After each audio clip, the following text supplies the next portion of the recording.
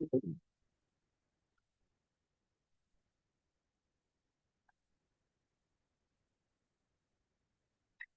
great. Well, hello and good evening. I call this public meeting of the North Clackamas School District Board of Directors to order on Thursday, December 12th at 6:30 p.m. I would like to remind our community that the purpose of our board meetings is to conduct the business of the district first and for everyone to learn about the district in a safe and productive manner. This evening, there are no community members signed up to provide comments tonight, so we will go ahead and move forward with our native land acknowledgement, and Vice Chair Benaloga will lead the acknowledgement this evening. We acknowledge the land on which we sit and which we call the North Clackamas School District rests on the traditional and indigenous lands and village sites of the native peoples of the Kalapuya, Chinook, Malala, and the Clackamas. We take this opportunity to offer gratitude for the ability to learn, work, and be a community on this land.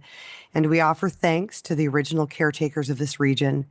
We recognize the historic policies of colonization, genocide, relocation, and assimilation that affected Indigenous and Native families, both past and present, and that will affect those in the future. And we honor the resilience and revitalization of our Indigenous and Native communities.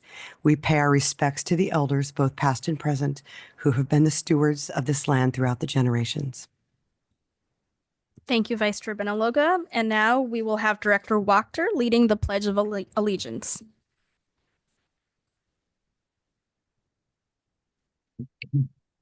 To the flag of the United States of America and to the republic for which it stands, one nation, under God, indivisible, with liberty and justice for all.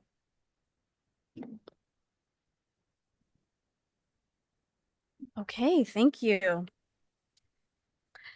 So now in the board packet, you will find board members minutes of the November 14th, 2024 meeting of the North Clackamas School District Board of Directors. Is there a motion to approve the minutes? Chair, I make a motion to approve the minutes for the previous meeting on November the 14th, 2024. Is there a second? Benaloga, second. Thank you. The motion has been properly moved by Director Wachter and seconded by Vice Chair Benaloga. Is there any discussion?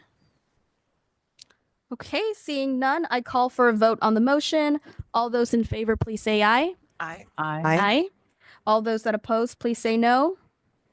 Do we have Director Kemp? Oh, Director Kemp, I believe is called in. Yeah, aye. Aye. Okay, thank you. Okay, and the motion passes with a vote of 6-0. Thank you. Next, we have our consent agenda, and in the board packet, you will find the consent agenda for this evening's meeting.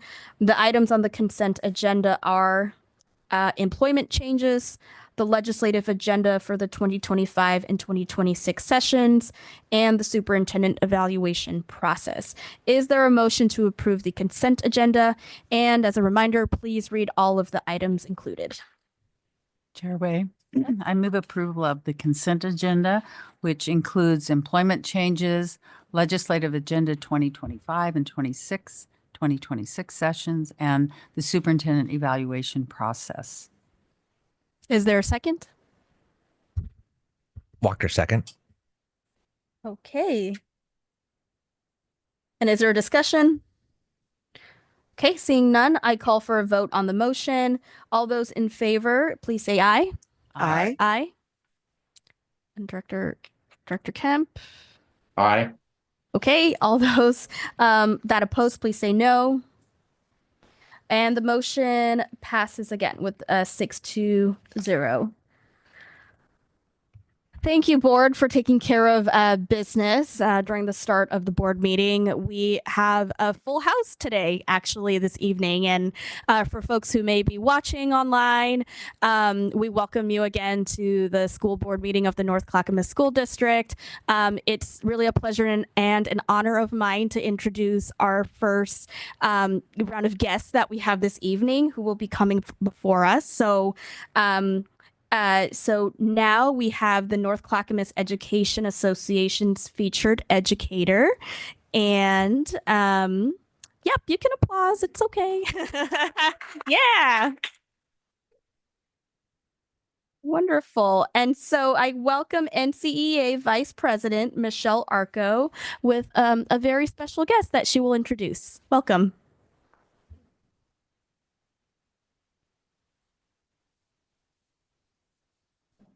Oh, there we go. Good evening, North Clackamas Board. It's my pleasure to introduce NCA's December featured educator, Alder Creek Middle School teacher Shannon Landstrom. Here is what one of her coworkers had to say about her. Shannon began her teaching career the year I was born, and her wealth of understanding about how students with disabilities experience school has had a profound influence on me. Shannon's superpower as a learning specialist is viewing a classroom through the eyes of her students and then articulating that vision to others. The students on her caseload consistently include children with some of the highest executive functioning or cognitive challenges in our general education classrooms. Time and again, Shannon has opened my eyes to simple ways to increase accessibility and boost student success. It's second nature to her. She has been a loving, warm adult to our most impacted kids, some of whom feel safest when they are in her room. The devotion she shows to these children is more than most of us are able to give even on our best days. Shannon is realistic about the hurdles within our district that sometimes prevent kids from getting what they need, and yet I've never heard her lapse into apathy. In her last few years of teaching, she continues to fight for better even when things feel impossible. Shannon is a humble, extremely busy person who does not always get the recognition she deserves, but it's teachers like her that hold a school together even amidst all of the changes of the last several years. Another staff member had this to say. Shannon is a dedicated and passionate learning specialist who always puts students' needs first, never hesitates to jump in and support any situation, and prioritizes collaboration to best meet the needs of her students. Shannon's knowledge and experience working in special education are invaluable both in and out of the classroom, and she's always willing to share that knowledge to support others. Shannon fights for what her students need, is selfless in giving her time and support, and always does so with a smile on her face, even in the darkest and hardest of days. The last few years have been very challenging with changes to our special education delivery model, and Shannon has brought creative ways to support a diverse population of students and ensure that they can access the general education setting by providing a perspective and a lens that not all can see through. She is a tremendous asset to our team, our school, and our district. I'm excited to introduce her and give her the opportunity to share with you a bit about the work that she does. Thank you. Wow. Good evening, school board members, administrators, fellow teachers, and community members. I am honored to be here tonight as the NCEA Teacher of the Month. I started my teaching career in 1987 in Gresham, Oregon as a Chapter 1 reading specialist at the middle school level. Tonight I sit here having taught at elementary and middle school levels in general and special education, both here in Oregon and abroad. When I reflect on the last 37 years, I can say I have had an amazing career. I first fell in love with the idea of teaching at 5 years old as my parents sat around the dinner table correcting old-fashioned workbooks from their students. I couldn't wait until I was old enough to grade those workbooks.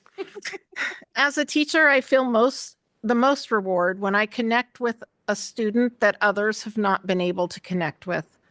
I am proud of the numerous kiddos who have walked through my classroom door and left knowing more and feeling more confidence as learners and humans. It is the little things, the smiles, the laughs, the "I can do this" that gives me joy. When I began teaching, life was simpler. There had been no Columbine. We didn't practice lockdown drills. Social media and cell phones didn't exist. And teachers did not need working internet or Google Slides to make it through the day. Over the years, teaching has become more complex. Teachers have been asked to do more with less. Measure 5 passed 3 years into my career, and schools were gutted. School shootings became a reality. Social media started impacting the classroom and students' mental health and a worldwide pandemic shut down the world for ever-changing learning as we know it, to name a few challenges. This year, we welcomed 60 new sixth grade students on IEPs at Alder Creek Middle School. It is always exciting to meet our new students, begin building relationships, and watch our students grow and develop. This is our second year since we lost 1.5 learning specialists while navigating a change in service model and serving almost double the number of incoming students with IEPs. With so many needs and less staffing to support students, it often feels like I have to pick which part of my job I get to do well. Over my career, I've had the privilege of working with many master teachers who supported me along the way. Teachers that have dedicated their lives to growing skills and pulling me, into their circle. I've learned what makes a great teacher are the teachers that surround them. I myself have a fabulous team that surrounds me. My special ed team makes hard days worth it. The teachers I co-teach with have taught me a lot about grade level standards and engaging large groups of students. All teachers learn and grow, but when teachers are given time to collaborate, share their knowledge, and lift each other up, magic happens. It is true that I feel a special joy when I connect with a student that is not particularly easy to connect with, or I problem solve with a student not finding success in one of their classes. But I want to recognize that it is the teachers who surround me that make it manageable on hard days when tears are close and time is limited. The Educator of the Month award is really a team award, in my opinion. Alone, I am a good teacher. With my team, I'm able to be a great teacher. Thank you.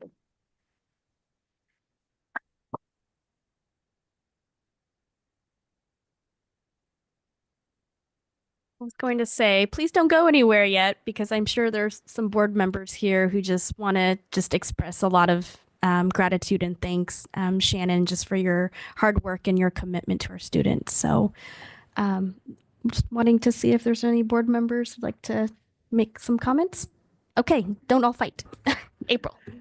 Shannon, thank you so much for reading your letter and sharing your gifts, not just with us, but with so many students for so many years.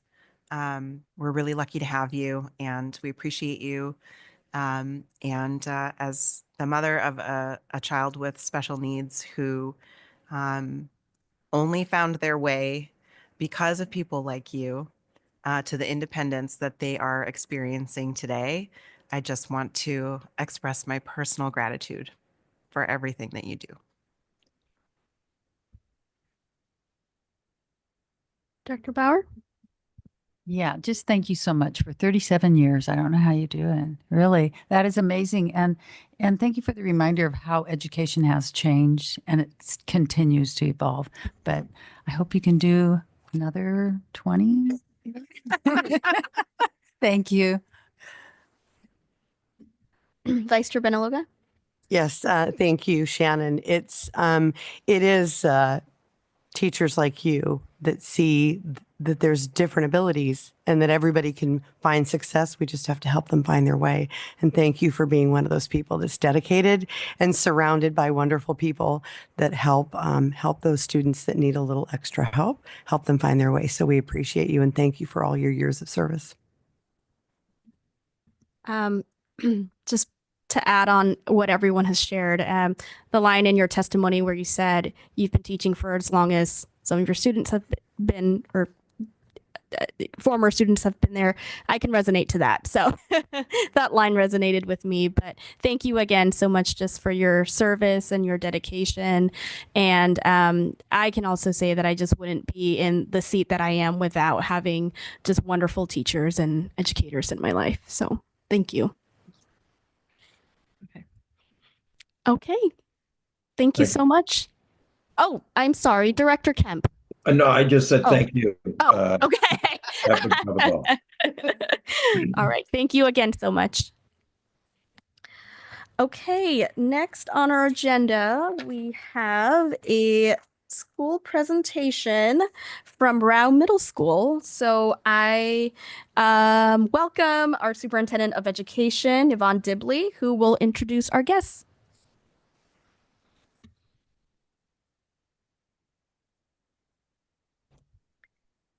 Directors, good evening. I'm so excited for you to hear about all the wonderful things that are happening at Rao. This evening, I bring you Principal Emily Moore, who will introduce her fabulous team, and you'll get to hear this wonderful presentation. Thank you. Welcome.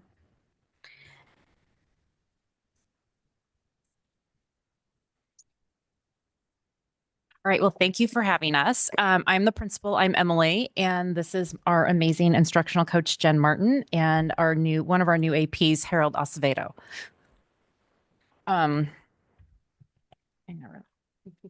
So we're going to go over a lot of exciting growth that we have seen at RAL this last year, starting with our mission statement, which is really to empower our students academically, socially, and emotionally in a supportive and inclusive learning environment. We're focusing on preparing our students to be responsible and compassionate lifelong learners through our rigorous academics and curriculum, innovative teaching, and our character development. So.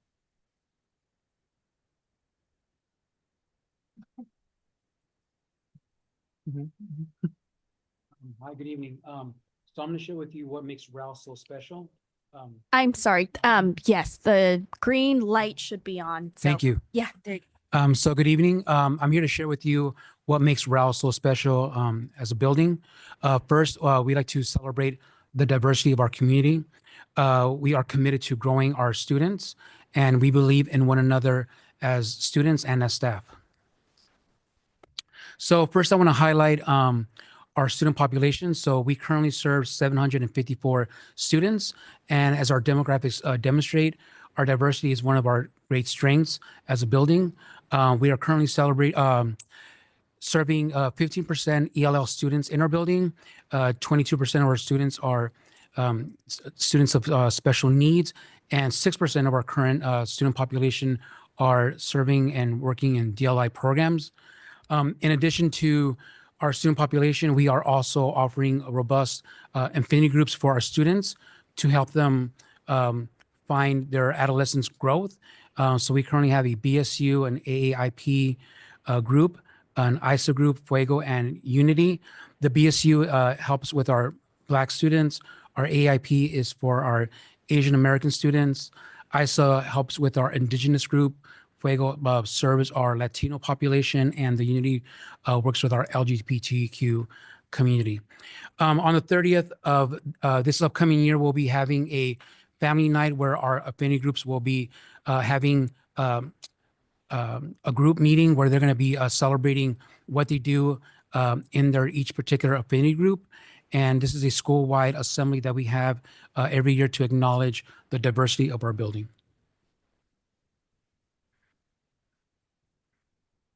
So at RAL, we like to celebrate inclusion. For us, that starts with our Tier 1 systems, making sure that all students have access to a great education. We start by having a co-teaching model where we serve our ELL students in our social studies program. In addition to that, our students who have IEPs have a specialist that works with them in a small group, and we have targeted reading and math instruction that they get with that specialist, and we make sure that they don't miss any core instructions during that particular time. Our learning specialists also lead kid talks that they get to work on IEP goals and interventions for our students. And in addition to that, we also have our counselors who do weekly kid talks where we talk about academics, attendance, and any behavioral concerns. And we set goals and strategies for making sure that our students are getting the right type of improvements as we collect data in what their needs are. This year, we are proud to be integrating our DLI program at RAL. This is our first year we are a DLI school. We currently have 2 cohorts in our 6th grade program, so we're serving 48 students. We are collaborating with Alder Creek to make sure that our our teams are aligned, and we are collaborating to make sure that our sixth grade group is being served accordingly. Next year, we'll be expanding towards seventh grade, and we are going to be in the planning process come January. And then finally, I want to just highlight the fact that we are having strong community engagement. We are proud that this year our PTA is back to pre-COVID numbers. And so our community is getting stronger, and they're getting more and more involved at our school. In addition to that, we are also having affinity parent coffee chats as well as listening sessions. As you can see up there, our parents have shared some quotes about what are some of their hopes for their children, and what are some of the tools or some of the things that they hope to get their kids to achieve as they get more and more education at RAL. All right, so I'm now going to talk about our SIP goals, which stand for our school improvement goals. And last year, I just want to reference that when I came into RAL, there was very limited data to look at. The previous district I came from, it was very data heavy, and that was one of my, all right, let's look at the numbers. And there wasn't a lot of that. So that was really our focus for last year, was we need data to start with. We need numbers to see where our kids are. And so that's where we started. So last year, also the district implemented the FastBridge reading assessment, and that's a universal screener that we do 3 times a year. And so if you look to the graph on my right, I don't know if that's your right, but on my right, you can see that we've made growth in our reading from last fall to the furthest column on the left to where we are now on the right. You can also see from our OSAS scores over the last 3 years that last year we had an increase in our reading scores in all 3 grade levels, so across the school. And so that was something we strategically worked with in regards to putting incentives in place for our students, really pulling students, having conferences with them, talking to them about their test scores and what it meant and how they're going to grow that within themselves. And we understand a lot of our students aren't at grade level, and we're okay with that. We want them to grow. We want them to make progress so that when they get to high school, they're closing that gap with their needs. Similar to math, we have the same thing. Not as large as gains as reading, but we are still very proud of our math scores. So you can see there on the, once again, my right, the math FastBridge scores, we had an increase from last fall to this fall in regards to where kids are meeting. And then similar to the assessment scores for OSAS, we had some growth in some of our grade levels, not across the board, but we also know that this year we had a curriculum adoption. So we're really interested to see in how that's going to play in regards to our math progress, as well as continuing the systems that we put in place last year. Our attendance growth also went up significantly. One thing you should know about our attendance goal that we did this year is I sat down with the Milwaukee High School admin team and we aligned our attendance goals together. So it is written the same. We are putting the same structures in place. Kim Kellogg and I had a very long conversation about, you know, this should not be a surprise for families when they have children 6 through 12. Personally, I don't think it should be a surprise K through 12, but we'll get there. So her and I are going to work very strategically this year. We have modeled a lot of our systems off of what the high school is doing.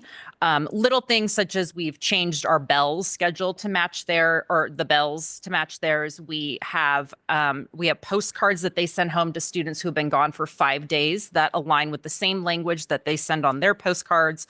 We put the same system and replace into calling our students who are within the chronic range to get them more engaged with schools. So we're working really closely with the high school and monitoring that data together.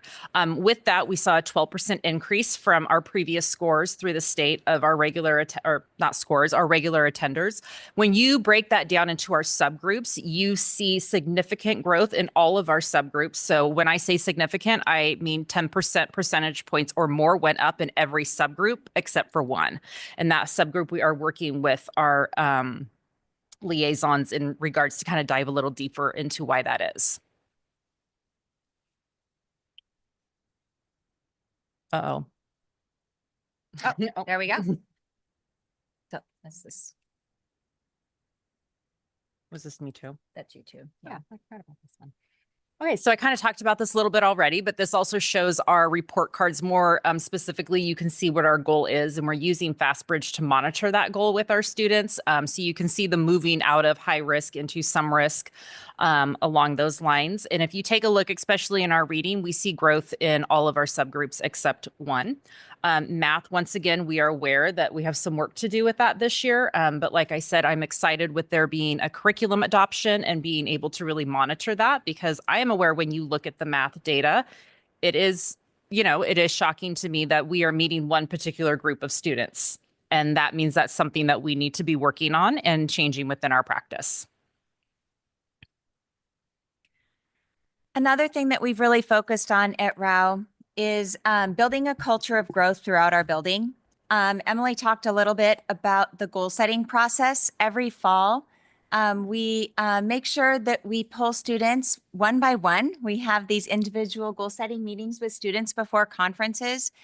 And we always try to start those meetings from a place of strength. So the first question we always ask is, where do you feel the most successful here at school? Then we talk about who is a trusted adult for you here in this building and what's something you're really good at. And those are always really fun conversations to have with students.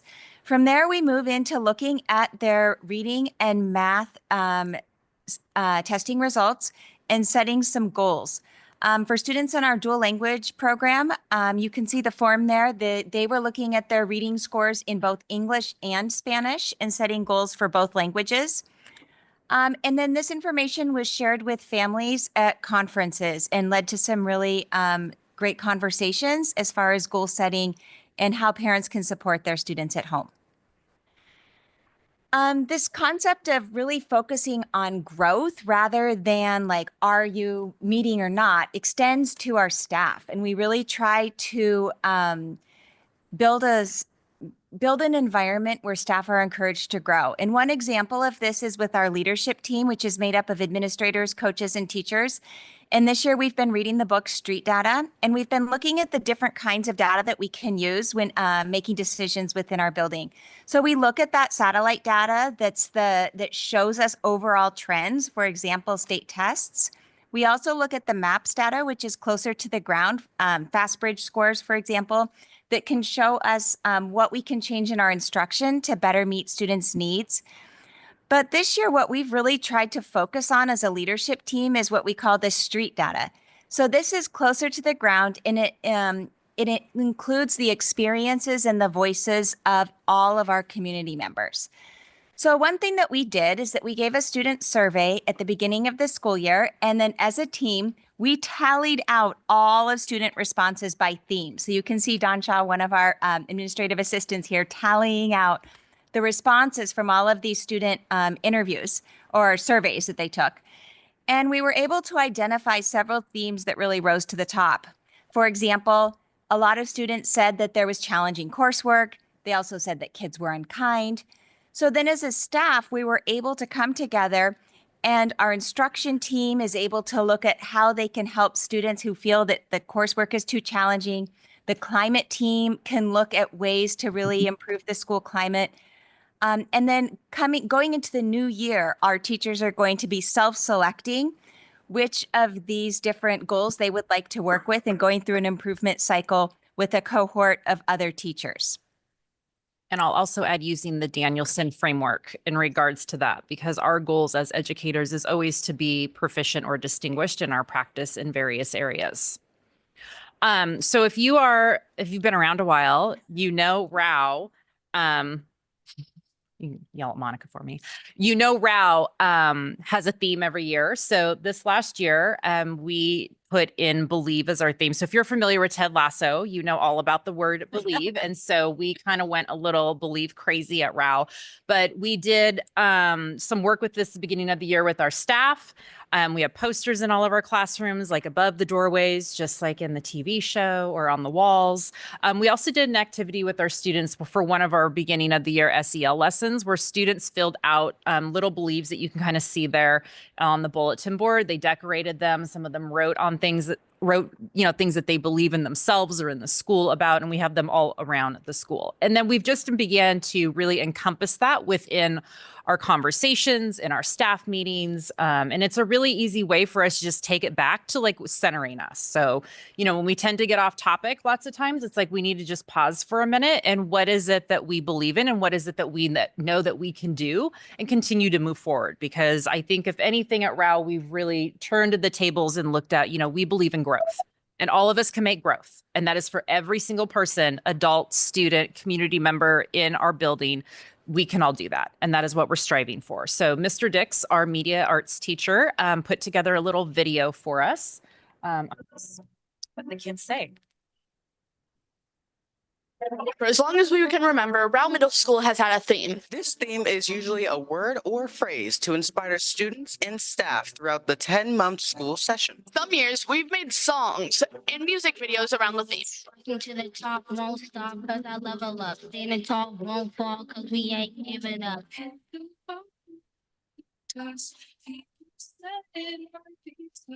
Think of everything I thought. Gives me strength and I rise. Other years, we made documentaries about how we demonstrated that theme. This year, our theme is Believe, which was inspired by the TV series Ted Lasso. To start the year, students and staff colored a paper cutout of the word believe, and we posted those pieces of word art on one of our main bulletin boards. We want everyone in our community to know that they have somebody who believes in them. So we asked students and staff members the following question. How do you know that people at RAU believe in you? How do you know that people at RAU believe in you? How do you know that people at RAU believe in you? How do you know that people at RAU believe in you? How do you know that people at RAU believe in you? How do you know that people at RAU believe in you? ¿Cómo sabes que la gente cree en ti? My teachers listen to me and they ask me questions and they know that I know how to do it. I know people at RAU believe in me because they challenge me and make me think harder. I know the teachers believe in me because they don't give up on me. My friends always help me out if I'm having a hard time, and my teachers always support me if I have a question. Because they support me. I know that people in RAU believe in me because for one, they pay attention to their students. And also, they try to take care of people. And I know that my friends believe in me because they're constantly giving me pressure to do things that will positively affect me. Because they are super supportive and encourage me to always do my best. Because people always show their encouragement and they always give me ideas that move me towards success, and that proves that they believe in me. Porque los maestros te importa lo que digo. Because they're nice. Porque me ayudan a hacer lo mejor que puedo. Oh,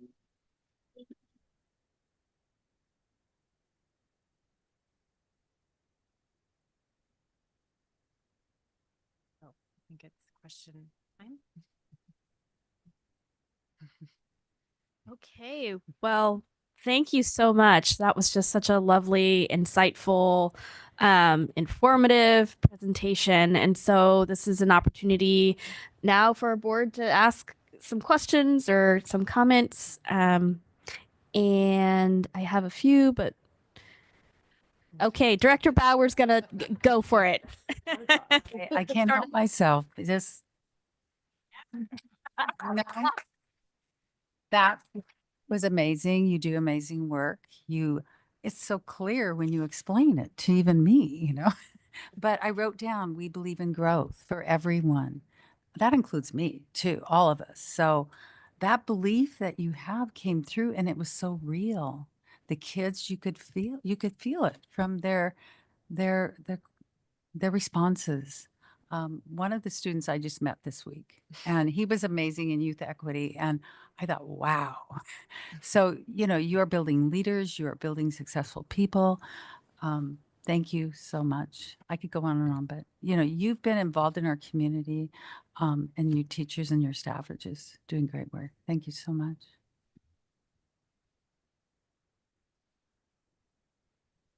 Director Wachter? I'm looking for the tissue box after that video, though. Like Ted Lasso always puts a tear in my eye. And so thinking about the connection between students who actually believe in themselves and the heights that they can achieve is magical to me. So thank you for like creating a culture that makes that actually come to life. I know that the first school, as a new board member last year that I visited was Rao, and with Dr. Dibley and you, and man, you were chasing some kids down. Like it's good, right? It's good. Cell phone this and cell phone that. Hopefully, that's not longer as often as frequent an issue. But I could tell the culture was already there, was already going someplace there. I could just feel it there, and the way that your leadership and your team's engagement with every student and the deep knowledge that you have of your students was so impressive. So thank you for the leading that you do, and thank all of the other leaders that are part of RAU that are stepping up every day for our kids and building that culture. Vice Chair Benaloga. Wow. Awesome presentation. And yes, one of your kiddos in the video, he was my shoulder partner last month at Youth Equity, and boy, just amazing kids that come. Yeah. I don't want to use names, but he's amazing, and just saw him yesterday morning at Youth Equity. So again, wonderful. And I think to piggyback on what Director Wachter was saying, that it's definitely a change in the culture in the hallways and a change in the energy when you walk in the door. I've been going there for a few years for the RAU collaborative meetings, and it's definitely changing. And I love and I understand when you're talking about where you started, and that we're not going to focus on that number, that we're going to focus on the growth that we've had and where we've gone. And I just think that that's amazing. And kudos to getting your attendance up 12%. I think that's wonderful. And I know that you're working hard, and I know that that number's not good enough for you and you don't want to stop, and there's growth to be made and had, but thank you so much for focusing on where you're going and to keep focusing forward. It really shows, and it shows in your students, shows in the kids that come to the committees that we have, and how active and articulate and participatory they are, and just super engaged. So thank you for all that you're doing and all that your staff is doing for RAU. It's super exciting. Thank you so much. Director Dobson? Nope. Nope. Yep. No worries. And Director Kemp? I just didn't want to miss you on the phone. Yeah, no, Oh. I appreciate that. One question I had in looking at it, it's nice to see the increase in attendance, the 12%. I don't know as how much of a factor or what you can do to increase that attendance rate, but do you have a goal in mind for an increase for next year on the attendance? To be honest, we didn't set a goal. We were kind of surprised by the increase ourselves this year because we were really focusing on our reading and math and getting those supports put in place. So I think, to be honest, I feel like because we focused on some of those other areas and we began to focus on where students were, that made our students want to come to school because we were meeting them where they were at, and it wasn't feeling discouraged. It wasn't, we were able to pull kids for small groups and do all sorts of things. This year, really, the focus has been, like I said, we aligned it with Milwaukee. I mean, I will probably be in a much better place when we get closer to what the school expectation is in the state. So, we have, every day, every student matters, every day matters in Oregon, and, just thriving to what that threshold is. Yeah, well, no, I think maybe the focus you've had certainly probably had an impact on the attendance increase. So it sounds logical to keep doing what you're doing and meeting students where they're at, and hopefully to get that number up, because I think they'll benefit far more by being in school versus the alternative. Absolutely. Thank you. Thank you. Presentation. I just want to echo again what everyone has shared in terms of just the incredible culture change that you were able to do, but also that feeling of pride, right? You can just tell that the students are so, they have a lot of pride in identifying and going to ROW and being part of that community. I love the affinity groups that you mentioned, and really infusing the student voice and the street data. That sounds really cool. And so every time you can get more kids involved in their own data collection and asking their peers, just increases their engagement and their learning. And so I just really thank you for just being very creative as well with your approach of how do we continue to, engage our students.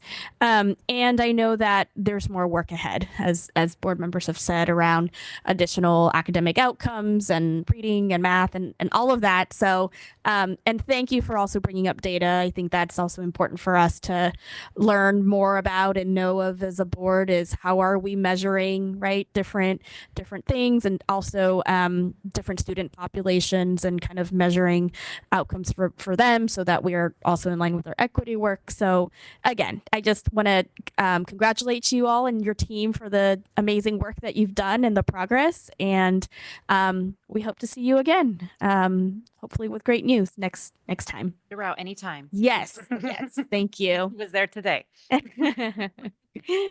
Thank you so much.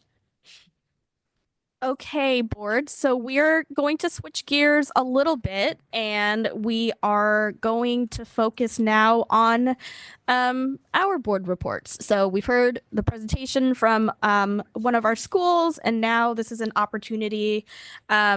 Every month, our school district gives some time for each of our board members who are present to share a report of activities, events, happenings that they were a part of. And so I am going to call in alphabetical order. Director Bauer first. Thank you, Chair Wei. I've been busy. I have more time than some of my board members that really work. But I attended various school events. It was great to get out and see some of the theater productions. We went to, I invited my sister to Peter and the Starcatcher at Milwaukee High School Academy of the Arts, and those kids were amazing. I mean, the talent, it was so funny. It took us a while to figure out. I mean, we had to Google for a while, the whole, what was happening, but finally we got it. But that was just us. The kids knew what they were doing, but it was just a great production. And then we went over, my husband and I, to the Clackamas High, The Little Prince. That was a whole different play. But when I think about all the work that goes into that, and all the pride and the amount of memorization that they do. And so I would invite our community to attend those plays, those concerts. I mean, our kids are amazing, and that's what it showed. I attended Scouters Mountain PTA. I'm a member there. I have a grandchild. I also attended one of the girls' basketball games. That season is just beginning. I love that sport and watching it. I was happy to substitute and come off the bench for one of my board members to attend Youth Equity just the other day with Director Benaloga. And I referred to that earlier. Again, those kids in middle school and high school, the things they share, they're just so honest, but they're respectful and they're very thoughtful. So I was appreciative of that opportunity. Today was it was fuzzy for a while, but it was also busy and fun. I got called to deliver my granddaughter to school. It had been a long time since I drove to an elementary school. I was scared, but I made it, and it was pretty busy, but got through that. Then I attended the PACE Christmas program with Director Benaloge again. And that's our program for students that have their own children, their own family. And so I'm so proud that we can meet the needs of every student. And they become successful. They have to balance family, jobs, and schools, and they're doing it with help from the staff there. Then I attended, Director Benalogo was there too. And it was the NCAF. It was a luncheon, and it was a good reminder and they were celebrating partnerships with our community. And they informed us of the progress they're making and the great work they're doing. So that's another opportunity for our community to get involved, help out. They need board members from time to time. So, but donations, support, they do such good work. And then that was about it. I think I'm going to quit. So I will pass. Thank you, Director Bauer. And next up, we have Director Dobson. I know my alphabet. I'm ready. um, it's been a busy month, as Mitzi said. So I was very happy to attend a couple of meetings relating to supporting the school-based health clinics, not just in our district, but across the state. And I am looking at the possibility of signing on to some legislation supporting them and giving them more grant access coming up here in the next legislative session. So very happy to support them in the work that they're doing. I think that their ability to be a community organization, a community center, is something really important and valuable, and that they can do a lot of good.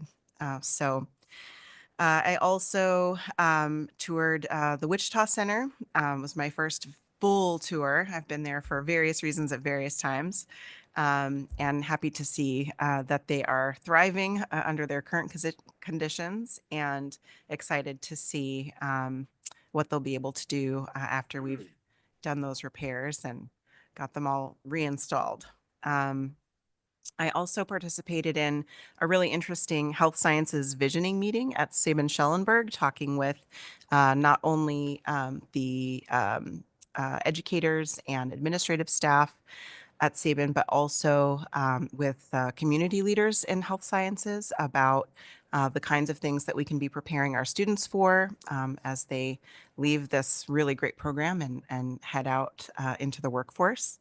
And what things the students themselves would like to be learning as they look towards making modifications for their program going forward. I've attended a few youth equity meetings and youth equity advisory meetings, which are two different things, and volunteered for a few hours at Lot Whitcomb Elementary this past month, just spending some time with students who needed a little extra help with their reading and teachers who just needed a little extra help in the classroom. And I guess I'll cap it off by saying thank you to Director Bauer for subbing in for me at the youth equity meeting yesterday morning. And I'm happy to say that I was absent because I was in Salem signing on to a piece of legislation that will hopefully lift the special education cap in Oregon. So that is the end of my report. Thank you. It's a great way to end a solid report. Thank you. Next up, we have Director Kemp, who is on. Yeah, I'm online here.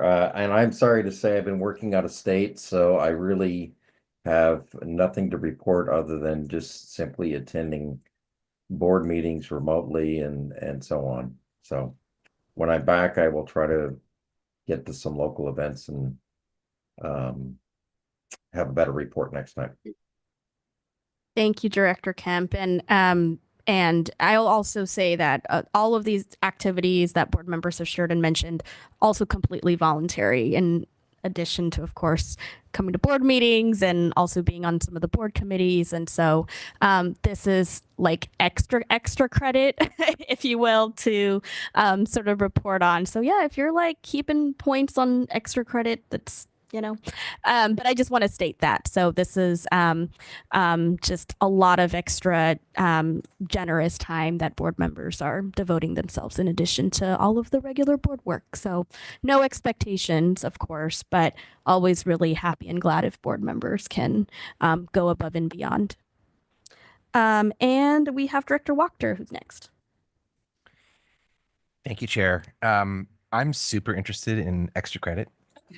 I just always have been and probably always will be. I'm looking also for There's gold. no competition, but I'm you know. looking for gold stars also. Okay.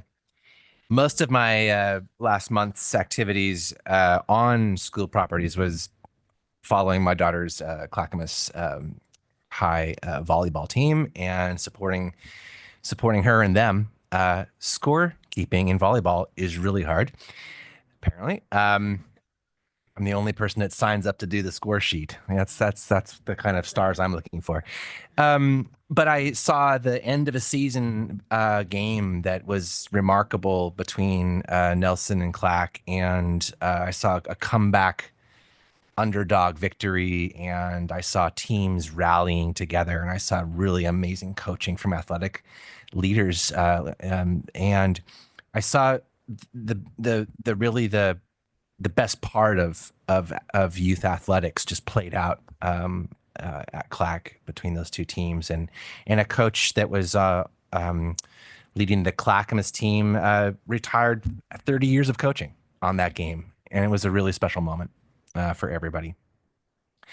The rest of my time, of my extra credit time, was spent last month at the Oregon School Board Association meeting that ran from November 7 to 10. I think I was there an extra day for additional board meetings as a region representative for Clackamas, and just 78th OSBA conference. You know the drill: sessions and breakouts and roundtables and things. But the content was actually quite good, and I saw a couple of directors there, Bauer and Benaloga. I think you. Oh, sorry. Oh. You probably were all there. I just didn't see it. But I attended some great sessions, specifically around mental health access in schools, and specifically how the multi-tiered layer of support is useful in delivering the kinds of behavioral health supports that our students need. Found that quite fascinating. Suicide prevention planning was also really important to sort of ground myself in sort of all of the plans that each school has to have in place, and then a really insightful model of strategic planning processes. And I know that we're coming as a North Clackamas School Board towards another season of strategic planning, and so good to lock some of those other examples into my mind. A major focus of the time as an OSBA member was also thinking about our legislative agenda, which Mitzi and I also represent the legislative committee from our district on that group. So we got some specific time to really talk about individual issues that we were going to focus on in advocacy in the coming 25 session, and that was a weekend. I was downtown in Portland more days than I've been in 5 years, I'm sure. Thank you. Thank you. And we have Vice Chair Benaloga. Thank you, Chairway. I was able to go to the Milwaukee High School Bazaar. I think it's their winter bazaar. I think it was the biggest one I've ever seen, more vendors than I've ever seen there. So if you don't have that on your calendar, mark it on your calendars and go to the Milwaukee High School Winter Bazaar. It was wonderful. One of our vendors is in the audience. And it was wonderful. Lots of people, lots of things to buy, and just lots of things that the kids were also involved in for fundraising as well. It was very cool. I also am involved in youth equity, which is just one of my favorite committees to serve on, to just sit and listen to the students, to hear them directed by Dr. Williams Rodriguez, and really talk about they talked about attendance and what makes them excited about coming to school and what makes them apprehensive about coming to school yesterday. And it's wonderful to really hear from our high schoolers and our middle schoolers. And also the Educational Equity Committee, which is mostly made up of parents. And again, just wonderful to hear just the different experiences throughout the district. I'm also involved. I went to the North Clackamas Education Foundation board meeting, which was their final meeting to plan for today. So their luncheon was this afternoon. again, just a wonderful way for the foundation to really connect with business partners and our community members in a different way than the gala does. And this is the first year they've done it. And it's super exciting. So hopefully that will be just a springboard to doing another event. And then was fortunate enough to go to the Santa breakfast this morning with our PACE program, which is our students that are parents as well. And they have Santa come and take pictures and really can see the success of these students and the true love and relationship building that they're doing, that the staff does with the students, and that they're a true family there. I think that's really what makes the program so successful. And the kids were absolutely adorable. So it was wonderful to be there. So that has been my month. Thank you so much, Vice Chair Benaloga. I am the last to go. So, Director Kemp, I'm sorry, Director Wachter, already mentioned this, but I was able to attend the OSBA, the Oregon School Boards Association conference. And there's always a summer and a fall conference, and I was able to attend the one that was held last month and attended a couple of really insightful workshops. But before I dig into that, just for folks who are in the audience or listening in, the OSBA conference is catered for school board members across Oregon, and it's 600 to 700 board members at every conference. It's massive, it's huge, but it's also an opportunity to really do some relationship building and networking and really feel like as a state, we are moving towards the same direction. It could sometimes feel like, North Clackamas we're just doing our own thing and we're just, and we're also really, really leading in a lot of ways in our district. So very much appreciative of that. But it's also really nice to, sometimes take a step back from just our district and to look at what other districts are doing, especially districts in rural communities, and, districts out in the coast and across across on the west side. So again, it's just a really amazing opportunity, I think, to just be in a room full of people who also care about public education and our kids, but may also offer a different perspective than we have. So with that being said, I attended a couple of workshops. One of the workshops that I attended, I think, is also relevant to our strategic planning, and we're, as Director Wachter mentioned, we do have a current strategic plan. We're halfway through it. It will sunset in 2027, and so within the next couple of years, we have a really good opportunity with the board and the superintendent, and lots of community involvement to come up with a new strategic plan. But the workshop that I went to was actually aligning the district's strategic plan to the superintendent's goals and also the board's goals. And so I thought that third leg of the board goals was very interesting because I've been in chair for about a year now, and previous I was vice chair, and I'd always wondered, do we have board goals?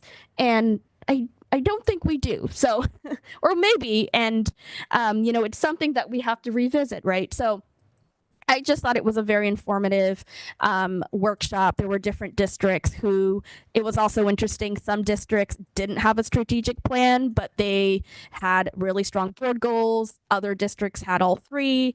And so I just wanted to bring that up as sort of an interesting topic to consider as we think about continued governance and as a board, are we going towards the same direction, right? So that we can also be in alignment with our superintendent and the strategic plan for the next couple of years. And then just another workshop that I was able to go to was on data culture and how can our schools create a data culture that's effective, where they're communicating their growth and success to the community. So I thought that was really interesting. I know that we do have a strong data culture here. In fact, I think a couple weeks ago, we did have a board education session where we started talking about all of the different dashboards that we have and collect. And I think that it is really important to keep having data that is relevant and specific, because out of that we can continue to create more specific goals to reach all of the different communities and kids that we serve. So I just thought that was very interesting. And then last but not least, we had a lunchtime speaker that talked about AI, artificial intelligence. And I thought that was also very interesting. And,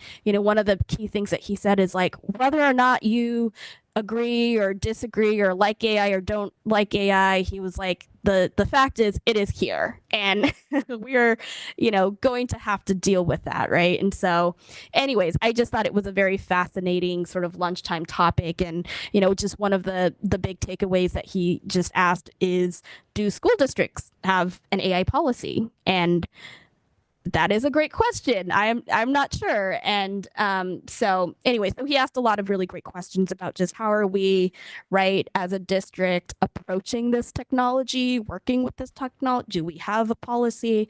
And so again, all very informative and insightful. And I will end there because I know that we're drawing close to time. So thank you again, board, for sharing your reports with us. We do these every month, and so please be documenting your field trips and your gold stars and things that you're going to continue in the community.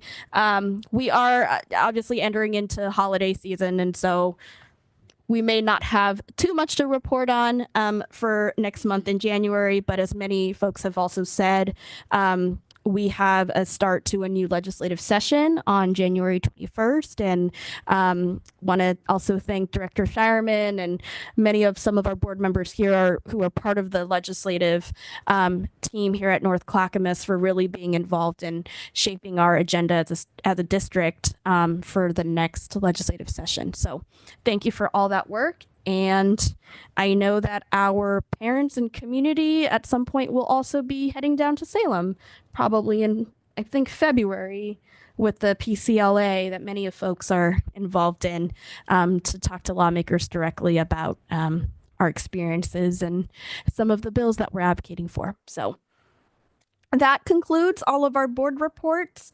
And next up, I will open up a report on the nutritional services update. This is a report for this evening, and I now welcome our operations director, Teresa Neff Webster, who will introduce our guests.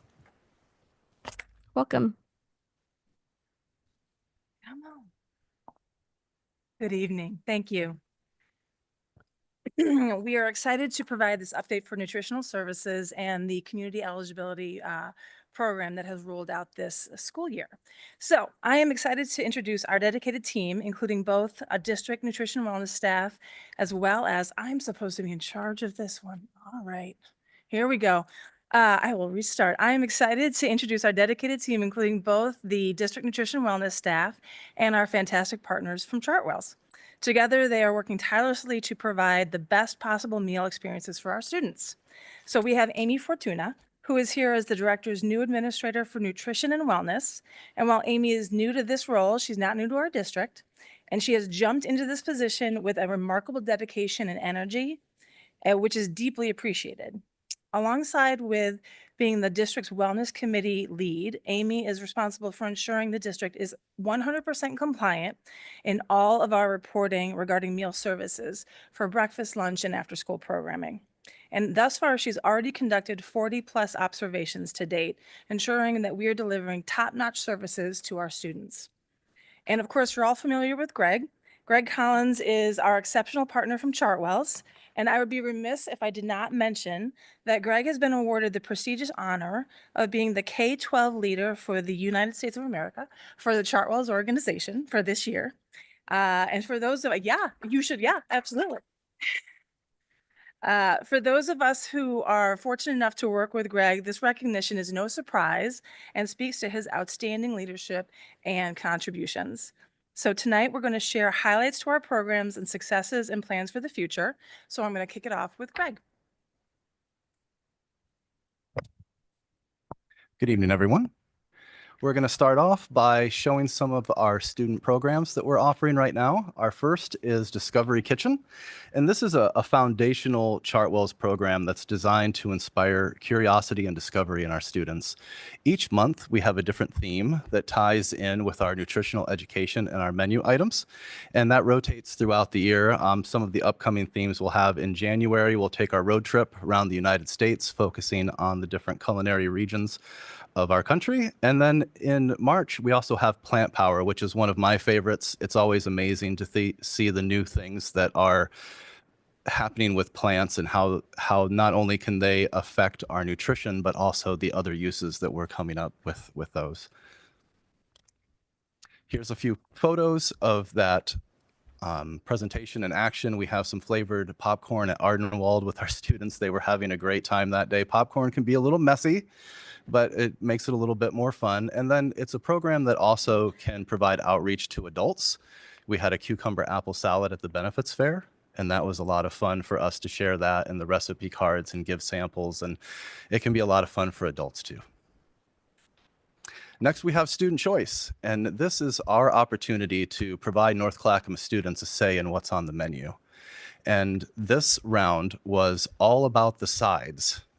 And there was a corn succotash that was versus a pear and cranberry chutney. I was rooting for the chutney, but it was the corn succotash that had a narrow victory, and now that item will be a side for multiple dishes in upcoming menus. And as soon as we get an opportunity, we'll go back out and give the students a chance to vote on additional items. Global Eats is our newest program, and it's a way of showcasing unique ingredients and authentic flavors from around the world. In this visit, we went to India with a curry chicken and brown rice at Milwaukee High School. There's a photo of some of our amazing team members who were highlighting that dish for us. And what I really liked about this was the spice bar that you see in one of the photos, for an opportunity for the students to get up close to experience how many different spices can go into a dish, and spices that they might not have been accustomed to. So that was a lot of fun for them to get to discover that. And now I'll pass it over to Amy with a community eligibility update. Good evening. I'm really excited to talk about our community eligibility provision program, also known as CEP. So I'm just going to jump right in. This year, we have successfully implemented CEP, ensuring that North Clackamas School District students receive both breakfast and lunch at no cost. Benefits of CEP include increased meal participation, reduced stigma, reduced paperwork for families, reduce food insecurities, and improve academic outcomes. This initiative has significantly increased participation in both our breakfast and lunch meals. I'm going to move on and talk about CEP participation and results for the district this year. Here you'll see the impressive participation numbers for the school year so far. On an average day, we're serving over 8,600 lunches, 2,200 breakfasts, and 182 dinners, with a la carte sales averaging over 2,600 daily.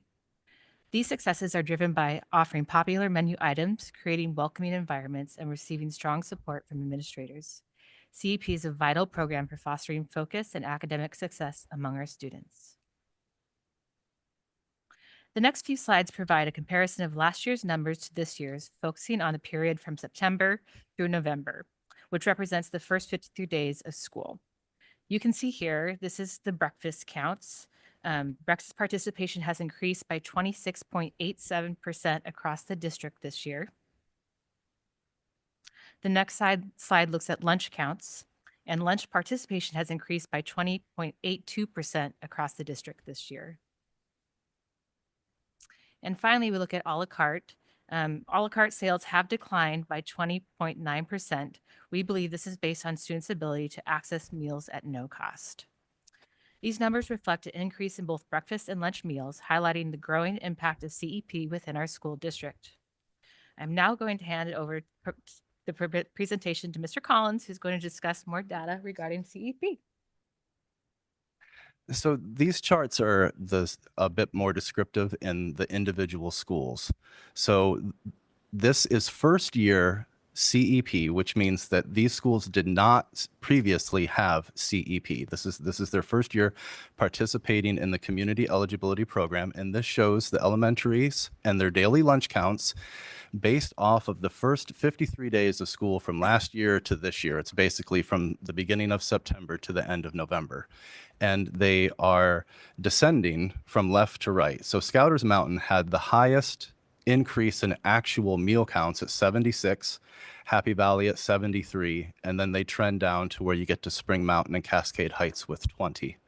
But as far as percentages go, Scouters Mountain had a 25% increase, Happy Valley at 30, and there were several others in the 25% range, a few over 10, and then just one school, Spring Mountain, had the lowest actual percentage increase of 10% with their additional 20 meals. For the middle schools, Happy Valley Middle School had an increase of 191 meals per day, a 46% increase. That's the largest percentage of any of the schools in the district. Rock Creek Middle School was behind them with a 33% increase and 137 meals, and then Alder Creek Middle School, 102 meals and a 28% increase. And for the high schools,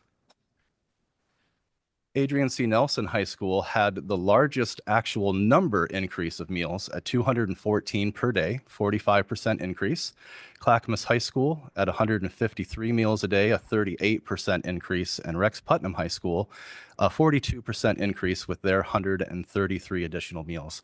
And it's just a testament to our amazing team out at each school to be able to bring those sort of additional meals into the line right from the start of school, and all of the uncertainty that comes along with doing that, to be able to bring them in and feed them and keep everyone moving through the lines. And it's just been an absolute pleasure working with the teams in the field and having them support the process of helping our students. It's really been great. Looking forward, we're going to continue to provide students with breakfast and lunch at no cost, offering the essential nutrition that they need to make it through their days, foster their learning and the academic success. We're also going to continue focusing on increasing our efficiency of service. We need to do that to match the increased meal counts that we are experiencing.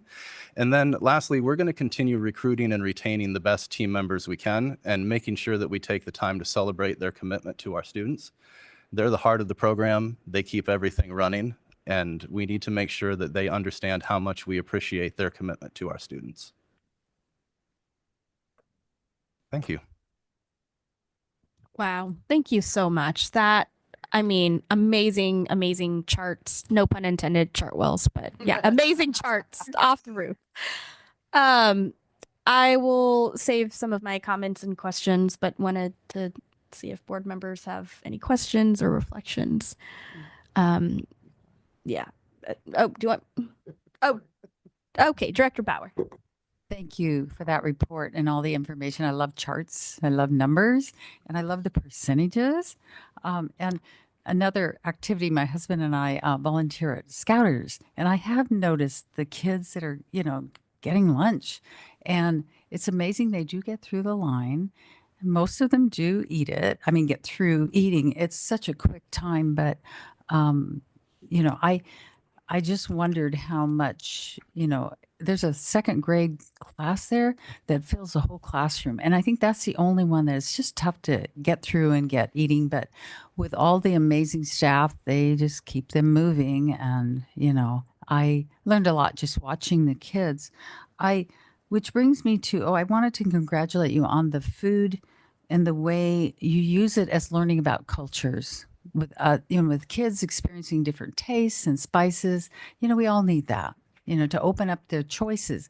Because I wanted to ask you a question. Do they automatically, give them foods, but it seems like they have choices that they, because I observed that with even my granddaughter and some of the others. And there's a fine line between taking it and throwing it away. But I was reading something and it sounded like they serve them, or is it a choice? Can you clear that up for me? The National School Lunch Program that oversees breakfast and lunch gives us an opportunity to either offer or serve. And those programs run under offer, where the students have the availability to decline some of the items. Okay, that's what I was experiencing, but I thought it was saying they were serving to. So thank you for explaining that. And I think then that lies with us, parents, family, and our wellness. And I know we do that, getting kids to try different foods and experiencing the vegetables but there is that fine line of waste because I see that happening too. But thank you for your work. Director Wachter? Thank you, Chair. Appreciate the presentation, Chartwell team. I guess I'm excited to see the increases in uptake from CEP. So congrats on pulling off that sort of operational challenge of being ready for that significant an uptake. I wonder, what do you make though of the sort of the differences between schools and the percentages? You made some mention of Happy Valley being a certain percentage and another school lower. Do you have any thoughts around why that is and what's driving that? I'm going to let Greg answer in more detail, but I think we're using this year as a baseline year. So now we can actually evaluate the entire district when it comes to participation, when it was a little bit off kilter when only some schools were CEP eligible. But in general, we're looking at the data month to month to see if we can actually glean, to your point, participation changes and why. And I don't think we have enough data with 6 months in. Hopefully by the end of the school year, we'll be able to actually get more data for that. But I don't know if you had any other anecdotal conversations. No, I would echo that. And I believe that all of the reasons why there would have been a difference in participation without CEP are likely still in place with CEP.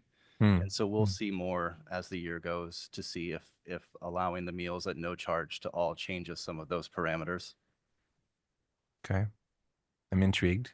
We'll see about future presentation. Maybe I have some data on that, some thoughts on that. What is the percentage of our enrolled students that are actually participating? Like I noticed who are we not reaching? What percentage, what amount of children in our school district are just not eating the meals there? I don't have exact numbers, but broken down by grade level, it's around 45% or so of the high school students. How about the younger grades? I'm more The interested younger in grades, we're looking at 65% are participating. Are participating. Okay, so there's a chunk there that are Mhm. still not participating. Okay. Yep, they top out around 75% and then about down to 60. Okay. I guess I'm not surprised CEP increases the participation, but what is the still remaining amount and the strategies to hopefully offer and get more successful enrollments in the program? Last for me is what does efficiency look like to you? That's the 3 boxes at the end of your presentation. What are some examples of what the efficiency is that you're driving for? Yeah, and when you can kind of get in the groove of knowing exactly how many students are going to come in or, the timing that's involved. And so this has really changed how we're orchestrating to get that extra number of kids through. So we're still trying to get our feet underneath us, if you will, and how to make sure that we're prepared and the timing that is involved. And it could be something as simple as in and out times of the team members, or when we take our break, or how we're loading the ovens could make all the difference in having something prepared and ready to go, or it not quite being ready. So there's really a macro and a micro level of trying to make that better. And then I'll just also add, one of the reasons that Amy is on board is that Amy actually, through her observations, provides feedback both to the Chartwell's teams and to school administrators on what she's actually seeing, both from the Chartwell's efficiencies, but then also from like the children coming in and how they're coming in and how they're getting through the lines as well. So hopefully between the two, we'll be able to have a very strong kind of recommendations on how we can make those efficiencies school by school instead of just as a cookie cutter fix, if that makes sense. Thank you. Great questions and answers. Dirk or Vice Chair Beneloga. Hello. Thank you so much for the presentation and thank you for the numbers. Greg and I were talking at OSBA and his laptop went dead in the middle of him showing me some numbers. So apparently lots of people have been asking for data. So thank you so much. I think it's so important. And I echo Director Wachter's question. Who are we not serving and why are we not serving them? And just understanding why, because I think it's so important. Feed kids, feed kids, feed kids. I mean, it's just wonderful that we're able to do that with all of our schools that offer lunches. I had a quick question about the Discovery Kitchen and the student choice. Does every school get to do that once a year? What is the process and does everybody get to do it?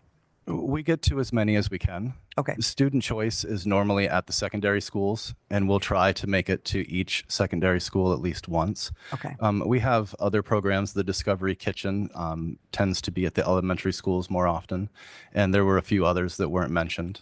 But we want to get to as many schools with as many different programs as we can. Well, thank you for that because we all know they need to be nourished. They need to have full tummies to learn and listen and stay awake and be healthy. But we also know that food is a relationship builder. It's something that it's part of our culture. It's part of our families. And I just think it's wonderful that we're finding ways to feed the kids. So thank you so much for the data. And I look forward to seeing what you can share with us later this year. And then as the CEP goes on and on, I look forward to seeing those numbers increase. But thank you so much. You're welcome. Thank you. It's just a couple of things that I wanted to highlight. I think sometimes we can, as adults, just because maybe it's been years or decades since we've, experienced the school cafeteria. I know I can speak for myself.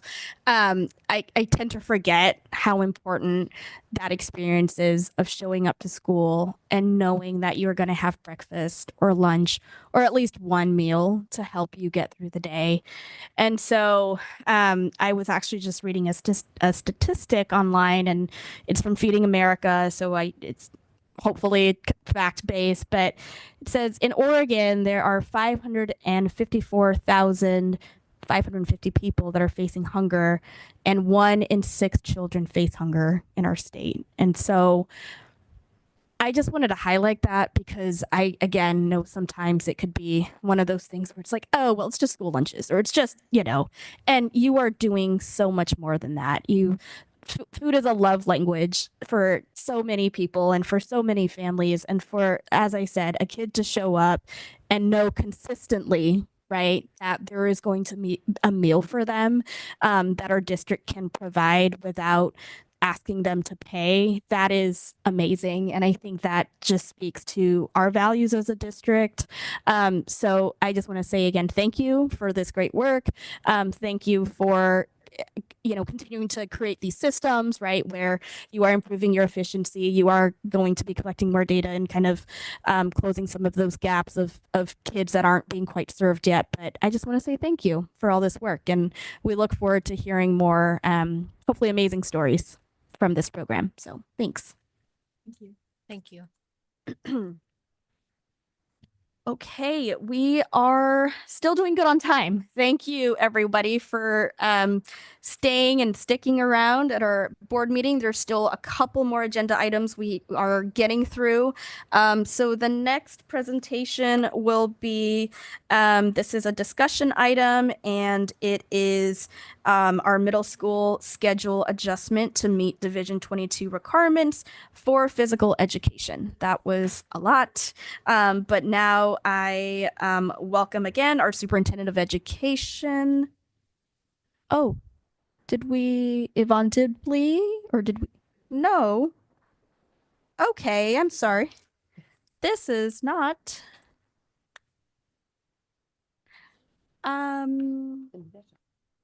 This is Cindy Detchen, but this is a different, okay, I'm so sorry. Hello, Cindy. Welcome. It's the right topic. It's the I'm right sorry. topic. Okay. Board, thank you so much for having us this evening on this important topic. We're here to discuss a proposal to adjust our current middle school schedule. This topic is coming to you because of some state regulations. That's Division 22. It's something that comes to you every year that you sign off on, and it includes everything from how many nurses we have to are we doing radon testing, and also now PE minutes. And we've been able to meet all of those requirements of Division 22 for several years running, except PE minutes at the middle school level. So you signed off on a waiver last year that the state granted us. We now are in the position of bringing you the adjustment so that we can be back into regulation starting in the fall of 2025. So this is our first glance this evening of where we are on that. So what are those state requirements? They now say, and this was through legislation, and then Oregon wrote the rules that included what that means for us. We are meeting at the elementary level and we are meeting at the secondary level at the high school. We have not been able to meet at the middle school level. So that's 150 minutes are required in physical education on a weekly basis, averaged over the course of the school year. It is each grade level, 6, 7, and 8 are required, and it has to be done in the middle of or inside of the school day, from bell to bell. So you cannot exclude students because they participate in after-school athletics or they have some other requirement that they're doing private athletics. Every student must be in a scheduled PE course with a licensed PE teacher, and that precludes a lot of creative ideas that were out there. That often I love creative ideas, but you cannot, for instance, put a Zumba course on a live stream in a gym led by the principal. You cannot do warm-up activities before school starts, before the bell rings with a volunteer. While those are great ideas and schools can still engage in those activities, they will not count for this particular requirement. So where are we? How short are we? Sixth grade currently meets. They are in a schedule where they meet in PE every other day, but all year long. However, our 7th and 8th graders have been shy of this requirement, quite a bit shy actually, because they only have PE for one semester every other day. So I'd like to talk a little bit about the process that has engaged, and I'd like to introduce Dr. Jeremy Cohen, Associate Director of our secondary programs, working primarily with middle schools. Led extensive research and committee work and student focus groups last year, beginning in the winter and throughout the spring. Did some amazing work. We weren't the only school district who has to do this. It's every school in the state. So calling up schools, visiting schools, looking on their websites. What does the literature say? What does research say? Brought a committee of educators together to look at different options and then met with several student focus groups. So really did the bulk of the work. We just simply ran out of time to get to all stakeholders. And so we needed to pause in the late spring. We started right back up again. I was asked to come in and facilitate just this last piece of the process, which was to examine some schedules after we did some parent input. So in September, we went out to all of our middle school staff meetings. We did some presentations, asked staff to provide survey feedback to us on what they would like to see in a schedule. We also asked them, what's currently working in your schedule? What are you concerned about if we need to make a change? What should we make sure we maintain? Lots of different questions around what's working and what would they like to see changed. We used Parent Thought Exchange. Thought Exchange is a platform that allows people to give input. Some of you I know are very familiar with it. Others of you, we might not have used it in the last year or two, so it might be new to you. It's a subscription platform that we use to solicit feedback. You put out a general question and people can respond to it. They type in words and it's anonymous. It's not associated with any name or an email address, but people can see what other people are submitting. Rather than you take a survey, you only know what you've submitted, but you have no idea what your neighbors are thinking or what other parents in your child's classroom are thinking. So this goes out to them. They can see each other's thoughts. Again, no names associated. They can't comment like you can like on a Facebook feed, but they rate it on a star basis, 1 through 5 stars. And that what happens then is instead of one or two really loud voices making lots and lots of comments, you start to see what resonates with people. So if a thought is out there that says, we really love the idea of these longer periods of time in a schedule. And if a lot of people think that, yeah, that I like that too, they star it in with 4 or 5 stars. No, I don't agree with that at all. It's 1 star. And pretty soon you start to see what the general feeling is among all of our parents. So it's a great tool for something like this. So we did that in September going into the work. October, we brought a committee together, a fairly large committee representative of all of our middle schools. We did some work with our executive team. And then November, we put out some recommendations from that committee and solicited feedback again through Thought Exchange, both staff and parents. Here we are tonight, our December board meeting for your discussion and to hear what your questions and concerns are. And then we will bring this back to you in January for some action. So the initial staff input, won't read through all of this, but just some general highlights. Not everybody's going to agree on everything, and we know that, but in general, there was some consensus that the current 70-minute periods are long enough for those lab type classes, science, those tech types of classes where there's a lot of setup. Students are rolling up their sleeves and they're cooking, they're making things, and time to clean up along with that direct instruction and teacher feedback, which is important. There's also some consensus around seeing our students more allows us to build better relationships. However, where there's not consensus, and it makes total sense, some teachers see their students every day, language arts, math, and science. Other subject areas, electives and PE, health, and social studies see students every other day. So they did not necessarily agree on their level of ability to build those relationships. And that makes sense. They have a different schedule that they're on. We asked parents, as I mentioned, what ideas did they have or what were they concerned about? Number one that rose to the top was please maintain our electives. Anything you have to do, don't take away electives. Particularly important for our students who need additional support. They might be in a pull-out class for meeting their IEP goals, some specialized instruction, English language support. A lot of our students are receiving that in their core classes in a co-taught model, but there are still some students who need additional support beyond that. If they do that, that takes away 1 elective slot. If we were to change a schedule that took away another elective spot, they would be left with none. And so we really took that to heart, and the committee really worked to make sure that we can maintain that as well. And then it had some ideas around, could you do something with this PE and health? It's split between semesters, create some kind of a combination class, integrate some of the movement into health, what could be done around that. So lots of ideas surfaced around that idea, which the committee definitely took to heart. There's some work from our committee, 26 educators from across our 4 middle schools. All subject areas were represented, and all of our schools had either the principal or one of our assistant principals on the committee as well. They're also here tonight in the audience just to listen to your questions, your conversation, and if they're able to answer questions that you might have, they're here to back us up. Although I'm leaning on Jeremy next to me to be able to answer the bulk of your questions. He's really in it and works with those middle schools every single day.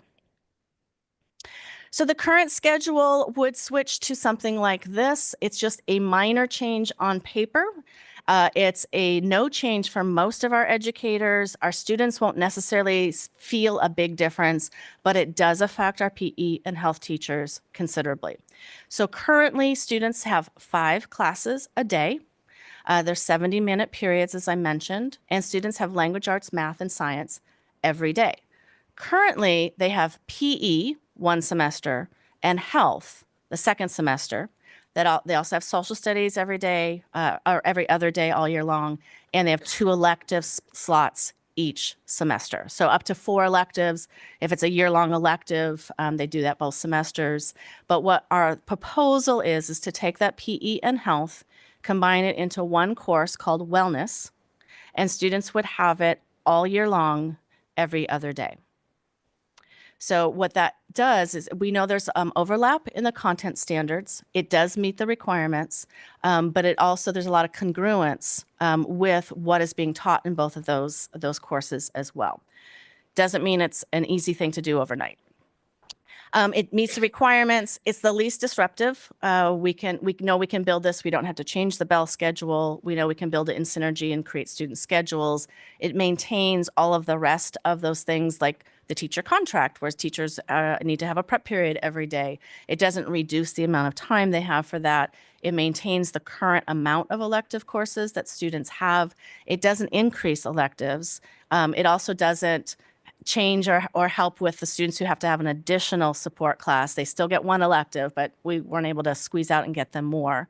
And then not part of the purview of this committee, but we did look at some type of a weekly advisory time.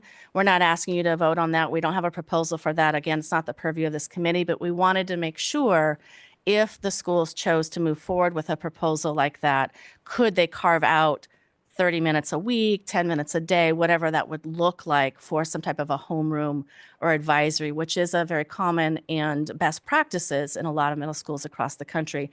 And yes, it does support that. The schedule would allow that. We would still be able to meet the PE minutes. So I put that up there as a pro, but we're not asking you to look at that tonight. And some of the challenges that we have, our facilities are different. Our 4 middle schools have different facility opportunities. We have some with multiple rooms where physical education can take place and others that don't.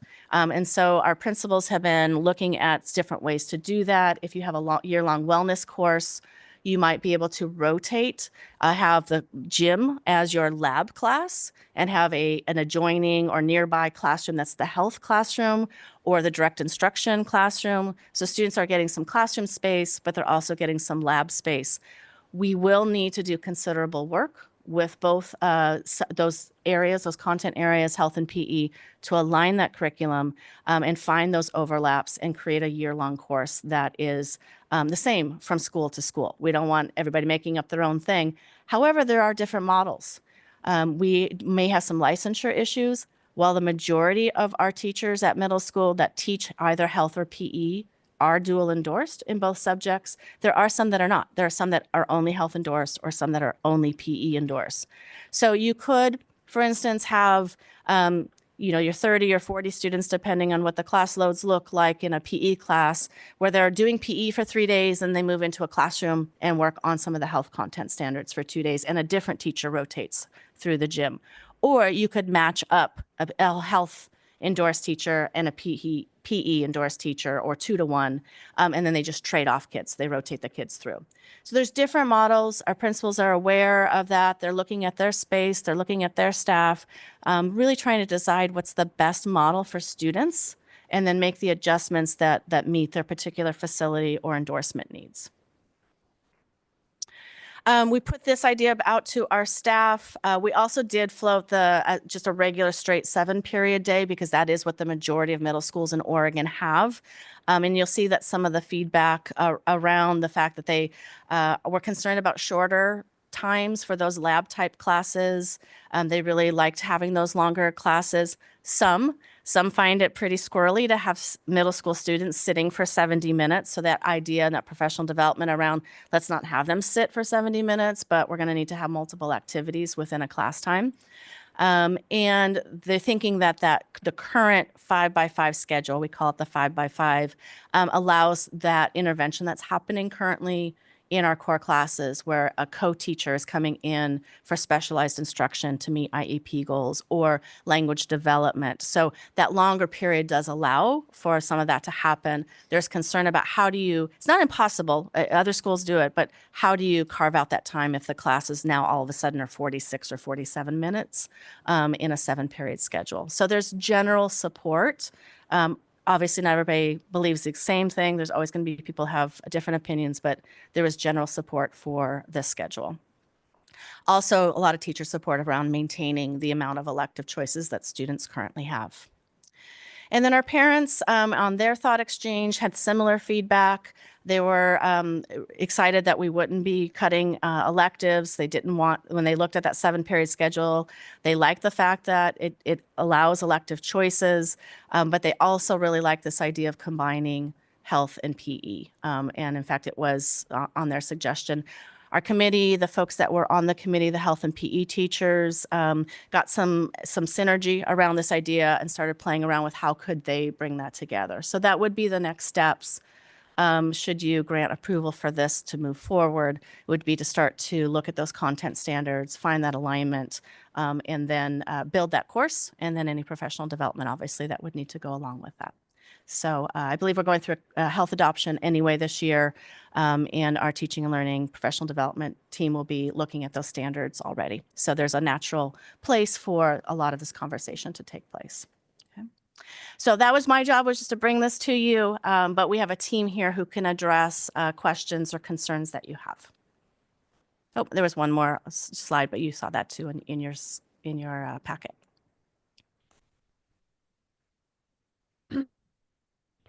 Great. Thank you so much, Cindy. That was a lot of information and a lot of content, but we knew this was coming because of the law that changed due to the legislature.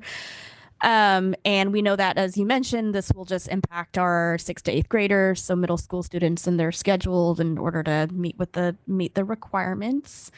So just going to take a scan if there's any board members with any questions. Yeah. I just have one question. Thank you. I'm just wondering what kind of support we can offer to teachers who are facing the need for additional certifications in order to keep teaching their class. Yeah, we've had some conversations with our HR team. They're aware of who those teachers might be, and there's ways around getting emergency certificates and then working with the endorsement needs. There's some grace in the timing of that, but I don't have particulars. We'll need HR to support us with that. And does that include financial support as well? Yep. Okay. Great question. Director Bauer. Thank you for finding a very logical solution, it seems like, with quite a bit of support from staff, parents, and students. And I know it took time.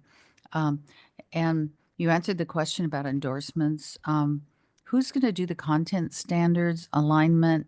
You think that's doable, and finding the space? I guess that's the only concern. Hi.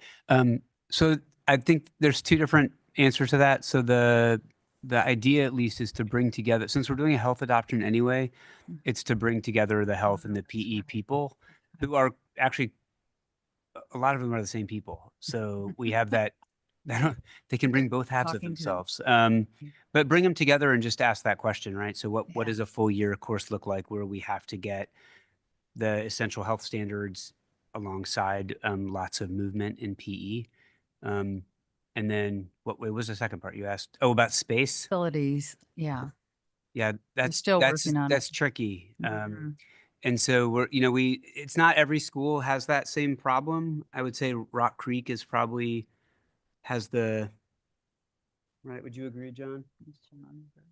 And Alder Creek has an old wrestling room. So it's like some have 3 spaces, some have 2 spaces. We've looked at all the spaces, but really the key is that for the health part, we need like a classroom, because it wouldn't be that great to have that kind of lesson stuff in a gym.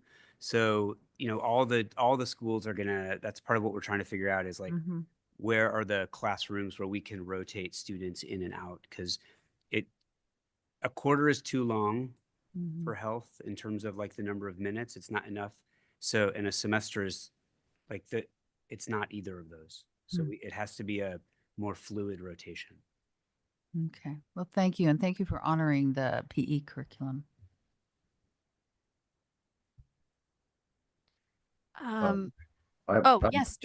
Yes, Director Kemp. Yeah, I like the idea of preserving the electives because I know that seems to be a motivation for a lot of students. I'm wondering, are there other districts either in the state of Oregon or elsewhere in the country who kind of faced a similar situation? And is there a curriculum that is combined PE and health that can be looked at or reviewed as maybe a model? That's one question. And my other question is, relating to needing the classroom space, which sounds like the bigger issue with this, is we've certainly seen schools that have had to put up portable classrooms. I don't know how practical that option is for the schools that need an extra classroom to make this program work. And I'm not sure that you can provide answers tonight, but these are just a couple thoughts I had. I can address the portable portion of your question, Director Kemp, knowing we've done that the last 2 summers at 2 of our elementary schools. We do have 2 middle schools that have some portable classrooms on them as well. That's really a 2-year process to do that. So you've got to go through land use. It's very expensive. So ideally, we'd like to use the facilities that we currently have. Nothing's off the table, but that would be a long-term solution. In the meantime, we'll need to use the space that we currently have. But I think the first part of your question, Dr. Cohen's making notes, so I'm wondering if he has something to add into that. I don't know of any like existing models of a wellness course like what we're thinking about, but I'm certainly happy to look into it and see what I can see. I mean, the only challenge of going outside Oregon is that we're bound by the Oregon standards, but I mean, I'm sure they're not that crazy different other places, but I can certainly look into it and see what I find. I've seen mention of it. Go ahead. Go ahead, Paul. I like I said, I was just curious if other, situations like this have come up in other districts. And thank you for explaining. I even though I work in engineering and land use planning is always one of the first things, I kind of forgot how long that can take to implement. So yeah, there's no shortcuts around that. We do know that there are some districts that have courses called wellness. We haven't made that next step of finding out exactly what's contained in that course. But if you think about it, lifelong wellness is not about having a gym membership for a semester every other day, and then you stop exercising for the rest of the year. Every other day, all year long does make more sense in trying to build a lifelong pattern, which is what we want our students to do. So we're hoping that that is a good way to approach this course, but I'll leave it to the content experts to really do the designing of that. But absolutely leaning on any other models out there, it's always best to look and see what other folks are doing that's working. So thank you for that. Yeah, okay, thank you. And I just want to tack on to that. Cindy, you said it wonderfully, which is it's looking at the long term, right? And so not just in the class, although that's very, it's important to for the instruction and for the learning piece, but it's how are we integrating wellness outside of the classroom, like looking at prevention and health promotion throughout the entire, life of our students and as they become young adults. So that's the public health education person in me putting on that hat. But I will also say, since Director Kemp mentioned this, that he, Director Bauer, and myself are serving this year on the Health and Wellness Curriculum Adoption Committee. So this is a great, again, opportunity for us as board members to just dive a little bit deeper, working with our, obviously our professional learning staff to really look at curriculum, look at different models. And so I know that we just got an email about this a couple days ago. So we'll be on that committee and we'll be making sure that, we are in lockstep with our teachers as we're rolling this out. So great. Well, thank you. And yes, board, this is a discussion item, so it will come back to us at a future time. But thank you so much again for the information. Okay, and we are almost there. So next on our agenda is policy revisions. This is a discussion item, and I welcome our Chief of Staff, Tiffany Sherman. Hello. Good evening, all. Testing. Yes. Yep. All right. You're good. Good evening. It's good to be here tonight. I am bringing forward a first reading of some proposed policies for you this evening. I am not seeking your action tonight. The superintendent's policy review team has reviewed and supports the following proposed revisions. You'll notice in the chart on your agenda item, there are 5 policies listed. We're going to talk about the first 4 to start. Those first 4 policies all relate to Senate Bill 231, passed in 2023. And I do want to call to your attention, if you reviewed your board packet early, there was a cut and paste error. I will accept all responsibility for that. That mentions sexual harassment definition. This has nothing to do with the sexual harassment definition. So this is entirely this first 4 policies around child abuse and child abuse reporting. So the bill modified the process for reporting child abuse, and while reporting to law enforcement remains an option when you're making any mandatory report or any report of child abuse, the state, through the Department of Human Services, now has established a single centralized reporting location. That's a phone number. It's referenced there as a footnote in your in those policies. So the first 2 listed policies in the B's of our policy notebook identify that new centralized reporting system. And I do encourage you to take note of that at the bottom, the footnote. That is where you would want to make a report unless you wanted to make it directly to law enforcement in the future. And then the next 2 proposed policies update our existing JHFE policy. So we have one existing policy in the J's. The J's have to do with students.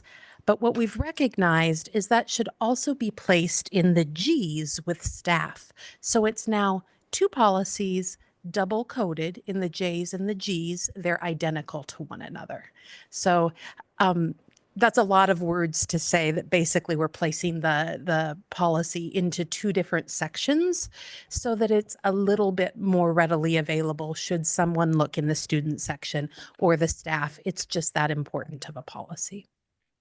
And that is also at the recommendation of OSBA. So those are those first 4. And then the final is really a very minor tweak. We've added to our evaluation of administrators policy at the recommendation of OSBA the purpose of evaluations, to be clear that this is about growth and this is about that's the intention. So you'll see a policy purpose there at the very beginning. And then the other pieces, there's a move of language from the end of the policy to the beginning, but otherwise fairly inconsequential. And I'm available should you have any questions or comments. Again, we'd be seeking your approval in January. Thank you so much. And I know that this has also gone before our policy review team, right? And you are Vice Chair Benaloga and a few others serve on that as well. So thank you for the information. Is there any questions? I know this is quite a long list this evening that we're looking at. And so I appreciate the information and also the clarification. Sometimes some of the fixes need to be made because one policy is in another part of our different sections, and it's just sort of a technical thing that we're doing. And so I appreciate you also calling out on what some of those smaller changes might be. Great. Thank you. Thank you. Thank you so much. Okay, next on our agenda is the construction bid award. This is for the Wichita Center re-roof project. And I now welcome our Chief of Operations, Teresa Neff Webster, and special guest. Hello. Good evening again. Thank you so much for having us. I'm now joined by with Robert Martinez, who is the Director of Facility Operations, to discuss the approval of awarding the Wichita Center re-roofing project to ABC Roofing Tech America Company, LLC, for the amount not to exceed $1,212,176. As you are aware, the Wichita Family Center was purchased by the district recently, and as part of the acquisition, $1 million in American Rescue Plan Act, the ARPA Act, funds was allocated to this project by Clackamas County. This funding will cover a majority of the project's costs, with the remaining $212,000 coming from the district's capital projects fund. A bit of history on the Wichita Family Center. It was originally constructed in 1941, and it has had three renovations in its time in 1946, 1949, and the last renovation was in 1992.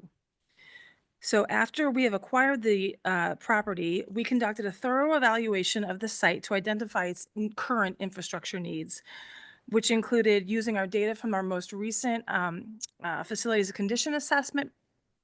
Robert's team did a thorough walkthrough of all the infrastructure concerns, and we had a separate seismic evaluation done of the building. The results of all these evaluations show that we need to actually look at this as a multi-phased project to address all of the infrastructure issues in the building. And tonight we're going to be focused on phase one of the projects. This will be the re-roofing project, which addresses critical safety and structural needs, and Robert will go into more detail about this in a moment.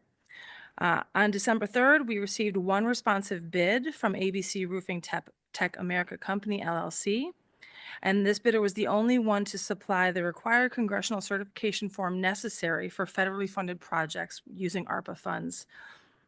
The project timeline will be that we'll begin work in June of 2025 with substantial completion in August of 2025 and full completion of the work in September of 2025.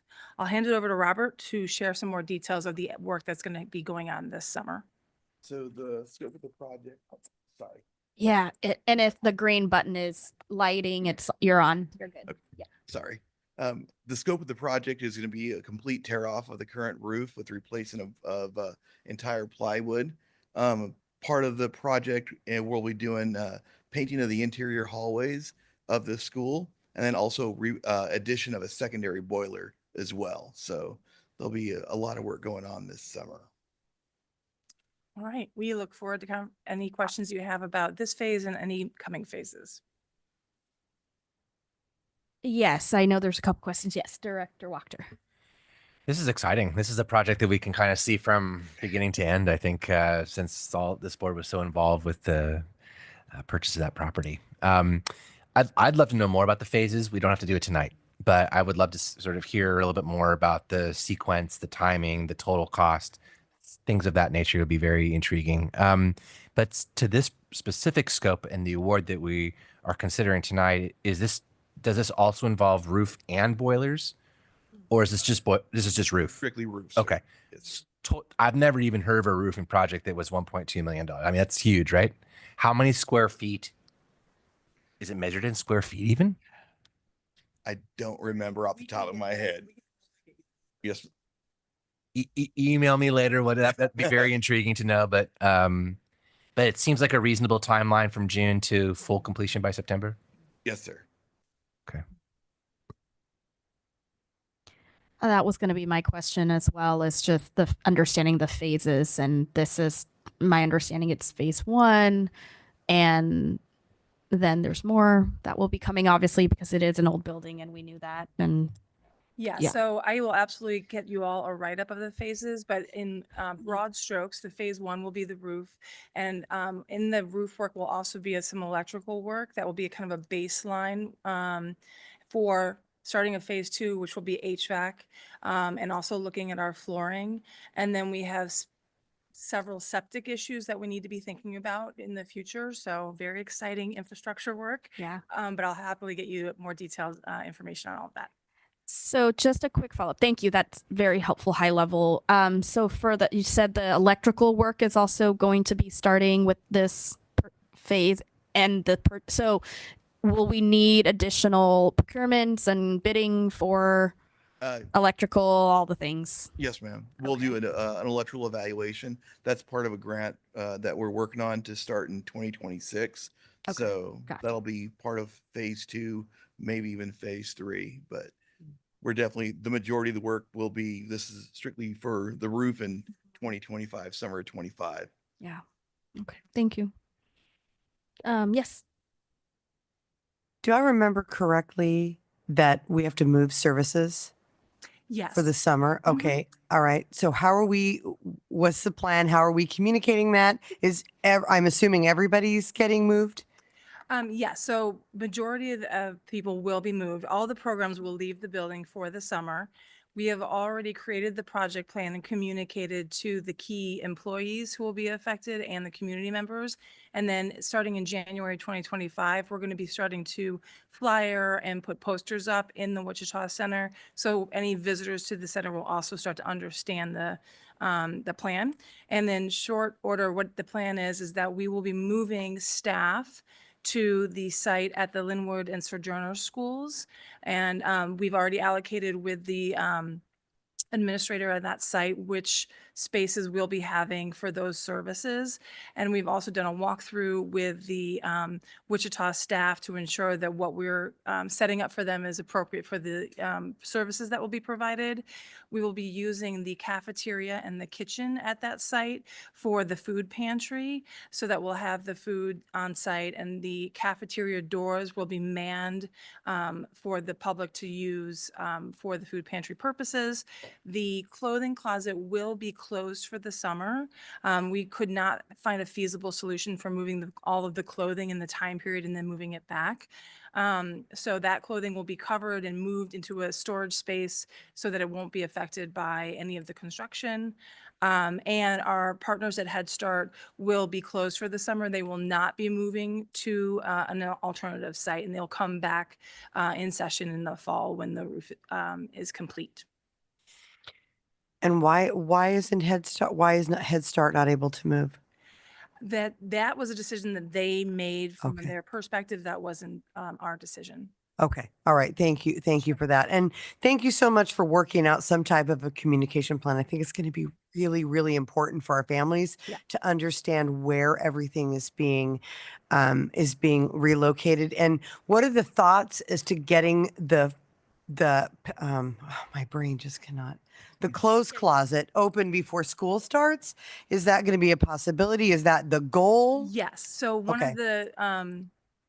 One of the strongly recommended spaces that I gave Robert's team was to do the roof space in sections so that the pantry and the clothing closet could open. And then the side sections of the building will happen so that program staff can return afterwards. So the goal actually is to have the pantry and the clothing closet open in August. Thank you so much for thinking about that, because the services, it needs a new roof, and we all know it, and I understand it, but the services that are under that roof are so, so important to our community. So thank you for thinking about that and for really working on a good communication plan. I know it's going to take everybody to make sure that everyone understands Yes. where it's gone and what has moved and where it is. But thank you so much for having that forethought. Yeah, we're going to make sure that everyone hears it. We're going to have social media blasts. I'm very excited. Thank you. Yeah, thanks. Thank you. Great questions. Anyone else for questions? Nope. Okay. Also, I do know that you're under a time point here, time pressure point, and that had to do with, there was only one vendor that really filled out all the application correctly. So, but it's someone that we've done work with, or it's someone that does good work, and we need to go with that. Yeah. So the timing is really important. Yes. So when convenient or ready, I will make a motion. Great. Can I? Sure. Thank you. Thank you, Chairway. I move to approve awarding the Wichita Center re-roofing project to ABC Roofing at Tecta American Roofing Company, LLC, for a sum not to exceed $1,212,176. Is there a second? Walker, second. Okay, the motion has been properly moved by Director Bauer and seconded by Director Wachter. Is there additional discussion? Okay, seeing none. Since this does involve money, I have to call for a roll call on the motion from each individual board member that is here tonight. So Director Bauer, Aye. Director Dobson, Aye. Director Kemp, Aye. Director Wachter, Aye. Director Benaloga, Aye. and Director Way votes aye. The motion passes with a vote of 6-0. Thank you so much. We are excited for this work to start. Thank you. Okay, board, we are at the last item of the agenda, and I'm just gonna drag this one out. I'm totally kidding. But this is an important agenda item. We, as you all know, are a part of the OSBA, the Oregon School Boards Association, and this was something that was brought forward by them for school boards to consider. So the North Clackamas School Board of Education, again, is eligible to participate in the election of officers to the OSBA board and the Legislative Policy Committee, and to also vote on resolutions that amend the OSBA Constitution or adopt legislative priorities. So just reading a couple of things into the record. So the board may consider these items separately and may decline to vote on any of them. After the board has taken action on the proposed resolutions, our board secretary will submit the vote via the OSBA online ballot. So again, board, this is an action item. There are 3 resolutions that we are voting on with 3 separate motions. So I think we've all have done this before, so let's continue. So the first is there a motion for resolution 1 that amends the Oregon School Boards Association due schedule? Chair, I move that we adopt resolution 1. Yep. To amend the OSBA due schedule. Is there a second? Bauer, second. Is there a discussion? Okay, I now call for a vote on the motion. All those in favor, please say aye. Aye. Aye. Aye. Aye. And all those that oppose, please say no. Okay, and the motion passes with a vote of 6-0. Next on the agenda, there is a motion for resolution 2 that creates the Oregon School Board Members Pride Caucus and designates a seat on the Oregon School Boards Association Board of Directors and the Legislative Policy Committee. Is there a motion? Yes, Director Bauer. Chairway. I move to adopt resolution 2 to create the Oregon School Board Members Pride Caucus and designate a seat on the Oregon School Board Association Board of Directors and Legislative Policy Committee. Is there a second? Director Dobson, second. Is there a discussion on the motion? I just want to say that I haven't been heavily involved in the creation of this particular caucus, but I just really want to elevate many board members who came around to OSBA several years ago and just really felt like there needed to be just an additional space as well as just support for board members and again for all of the various communities and students that we serve who do identify who identify as LGBTQIA plus. And so I just think that this is very significant for us to take action and for that caucus to be created again with sort of that intention of making sure that students feel supported and that they feel safe in the schools that they're in Oregon. So, Chair, yes. thank you for sharing that statement, Chairway. It's really great leadership from you. And I was in the OSBA directors meeting as a representative for position 7, the Clackamas region. And this was, of the 3 resolutions, this was the most significantly discussed and most time taken. And there was strong support across the state for this resolution and the LGBTQ caucus to take form. They've gone through all the right processes. They've gathered all of the right engagement across the state, and this is the right thing to do to really shine a light on and elevate this community. Thank you. Yeah. Yeah. Yeah. Thank you both for saying that, because it was accepted and there was strong support throughout the state, rural and the Portland area. So thank you for both pointing that. Okay. Thank you. And so now I call for a vote on the motion. And so all those in favor, please say aye. Aye. Aye. All that opposed, please say no. Do we hear Paul?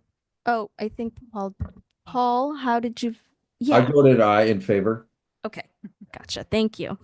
Okay. So the motion passes also with a vote of 6-0. And we are heading into resolution 3. So is there a motion for resolution 3? This adopts the proposed amendments to the OSBA bylaws. Chair Way, I move to approve resolution 3 that adopts the proposed amendments to the OSBA bylaws. Is there a second? Bauer, second. Okay. Is there a discussion? Okay, I call for a vote on the motion. All those in favor, please say aye. Aye. Aye. Aye. Aye as well. And all those that oppose, please say no. Okay, and the motion passes with a vote of 6-0. And we are done with our business for this evening. And so thank you again so much, board. Thank you, community and folks who may be joining, and also our superintendent and her cabinet and staff for being here with us tonight. I should have said this earlier in the board meeting, and I totally have forgotten, but this is our last board meeting of the year of 2024, which is wild. To me. And that means we have 19 days left of this year. I know, right? I'm like, what? Slow down. But I know it's like, see you next year, literally. But no, I just want to, before I adjourn again, just reflecting on just this year, and so many changes, just a lot of growth, a lot of, I think, things that we are continuing to push forward as a district, and also just, things that we have to continue, right? Like meeting the challenges that are facing our students and facing our communities, and the budget that we're going to have to continue to advocate for when the session happens. So there's a lot. I'm just I don't have a speech prepared or anything like that, but just sort of speaking from the heart. I just really appreciate this community. I really appreciate this board. I just appreciate the dedication and just the commitment of our staff, our teachers, our nutritional services department that we heard from earlier today. And I'm just really wishing everyone just some amazing time off. If you can, please take some time off to reset, to recenter, to take care of yourselves, and to take care of our families and our communities. And until next year, we will see you then. So thank you again so much. And it is now 8:42 p.m. and this public meeting of the North Clackamas School District Board of Directors is now adjourned. Have a good evening. Good night.